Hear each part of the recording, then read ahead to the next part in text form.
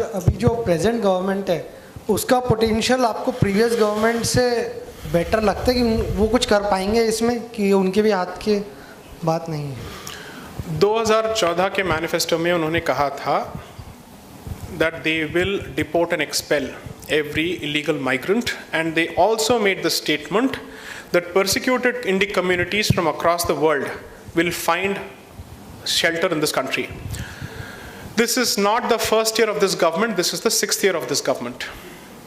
Okay? पिछले 5 साल में आपका analysis क्या है?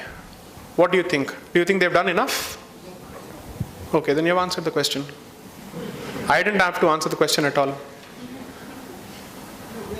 Okay, let's put this, let's just do a poll here. How many people believe that the government has done enough on the aspect of illegal migration? Not done enough, but they have moved from 0 to 1 at least. And what would that be, sir? Just explain what is 0 to 1 in this case. This government has not done it. Okay, so what have they done? Saying is not doing, so what have they done? They just started in that direction. In which year? 2019. What did they do in 2014? When did the Citizenship Amendment Bill come about? 2016. What were they doing from 14 to 16? Thinking. No. Okay, so here's where I don't disagree with you, but allow me to disagree with you on something else. The tragedy of Indian politics is the tragedy of poor expectations and low expectations. Because the one before, no, I'm not blaming you, sir. All I'm saying is the issue is so critical that somebody comes from negative to 0, it becomes positive. Okay? I certainly believe that this government is saying all the right things. I do not hold brief for the government, nor am I anti-government. I am simply saying, if you believe that you have done enough in the time that you already have had, then perhaps there is a serious problem in our definitions as to what qualifies as doing. I would only request you to follow the progress in the NRC case with respect to Assam and see what is the government's position and how long it has taken for them to address this particular issue. I'll give you only one example. So there are 3 judgments of the Supreme Court. One in 2005, one in 2006, and one in 2012. 17th of December 2014. Okay. 2005 judgment was called Sarvananda Sonowal versus Union of India. 2006 judgment was also called Sarvananda Sonowal versus Union of India. 2014 judgment came in a writ petition of 2012 called Assam Sanmilita Mahasangha versus Union of India. Just take a look at the judgment. It's publicly available. In the first judgment in 2005, the court struck down the IMDT Act of 1983, which was a legislation that was introduced with respect to Assam after the Assam students' agitation between 1979 and 1985, when the Assam Accord was entered into 1985. What was the fundamental grievance of the students of Assam? Our indigenous identity is being eviscerated. Why is it that you're applying a different cutoff date for illegal migrants for Assam when it is different for the rest of the country? Why are you not doing enough for deportation? And most importantly, the act which was introduced, the Illegal Migration Detection Tribunals Act of 1983, I think that's what the expansion stands for. You know what it did? Under the Foreigners Act, the person who is accused of being an illegal migrant has to prove that he is not an illegal migrant. In the IMDT Act of 1983, which was introduced to facilitate and speeden up the process of deportation and expulsion, the burden of proof was reversed. The person who accuses has to prove that the other person is an illegal migrant, otherwise he is a citizen. The legislation that was meant to speeden the process of deportation reversed the rules of burden. It took the Supreme Court to strike it down in 2005 after representations from 1979 to 1985 to 90 to 91, 93, 97. Every year the Assam Students Union would meet the government and say, please repeal. Yes, we'll repeal. Please repeal. Yes, we'll repeal. No repeal, you go to court. Finally, they had to go to court. In 2005, that was struck down. Because the court said, the numbers are given there. What are the numbers here when it comes to explosion of the population here? What are they eating?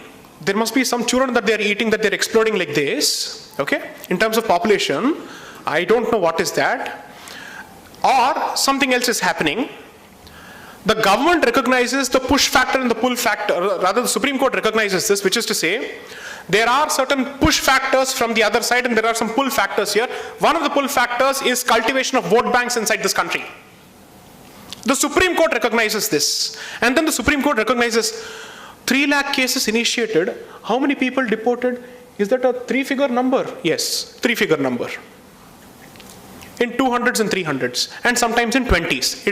It dwindles down to 20s in 2005. So the Supreme Court says, please strike it down. You already have a Foreigners Act. Why do you need a separate legislation for the state of Assam? Focus on using the Foreigners Act and initiating NRC, because the last NRC was conducted in 1951. Initiate a fresh NRC and start setting up foreigners tribunals and deport these people. I can't use the word kick them out. I'm sorry, that's wrong. Deport them, okay? Then in 2006, there is a second judgment that comes out. Why? Because what they were asked not to do under the different legislation, they started doing it under a rule under the Foreigners Act. You can't do it directly. Oh, okay, that means I should do it indirectly. I'll do it. That is how we interpreted it. Again, the Supreme Court had to step in and say, I just told you not to do this. That doesn't mean that you can do it under a different legislation. So this happened. Then the Supreme Court says, did you man the fence? Did you ensure that the entire border is fenced? What kind of electronic measures have you put in that particular place? That status report is filed slowly. And by that time, again, these people have lost their patience. They approached the Supreme Court in 2012. In 2012, they're basically saying, look, under Section 6A, which was introduced in the Citizenship Act as special provisions relating to Assam, you seem to be giving special treatment to people between 1966 to 1971. I don't understand why are you giving them that special treatment. First you said it's 1966, which is the cutoff. Then you have gradually pushed it to the 24th of March 1971. They challenged that particular provision, and that challenge to the provision continues to be before the Supreme Court from 2012. We are in 2019. Why? Because the Supreme Court had basically said this requires a larger bench, a 5-judge bench. The 5-judge bench is yet to be constituted over the last 7 years. Okay, and the judgment in that particular case, the interim judgment, was passed on the 17th of December 2014. I suspect this government came to power in the 16th of May 2014. Correct? Okay. The government's position there was, there's nothing wrong with that particular provision, it's perfectly legal and constitutional. You tell me I'm wrong. I will name the lawyers who appeared, who represented the government. Not that they did anything wrong. They're only representing the government. They're only messengers. They can't do anything wrong. But the point is, the government's position is on record. This is a judgment of Justice Rohington Fali Nariman and Justice Ranjan Gogoi when he was not the Chief Justice. There is a website called indianqanun.org. Any law student will tell you that. It's publicly available. Just search for Assam Sanmilit Mahasangh, that word, on Google, and this will be among the top hits you'll get for this particular judgment. Read the last few paragraphs, where the court has given detailed instructions to the government, asking them to do the following things with respect to the border, and keep filing status reports in terms of their progress. This was 2014. Now I would request you to try and find out, and all of this is publicly available, the affidavits that the government has filed from 17th of December 2014 with respect to the progress after the directions were given. Okay? Once you read that, then you should ask yourself, ये minus से zero हुआ है या minus to minus हुआ है और अभी तक zero नहीं पहुंचा है? Positive की बात तो छोड़ ही दीजिए. I am merely saying, whatever political drama is played or whatever it is, I'm not even going to get into that. I'm simply saying that the issue is beyond politics. It requires serious political will and commitment and realization that even if this government believes that it has a future and it will be re-elected in the future, it cannot hope to be re-elected if there is a demographic alteration, period. Okay? As simple as that. There is, in fact, I am saying I'm dangling a carrot. You have a political incentive to act, so please act. You don't care about dharma, you don't care about civilization, you don't care about identity. I'm sure you care about that blessed 4-letter word. What is that? It starts with F, no, V, vote. Okay. So that 4-letter word, vote, matters to you, right? And since it matters to you, protect your vote bank at least. I'm giving you a naked political incentive, do it. Because if that is the only way to push you in that particular direction, I'm happy to push you in that particular direction, because our lives, our futures, our careers, our land, our civilization is at stake. Our way of life is under serious threat.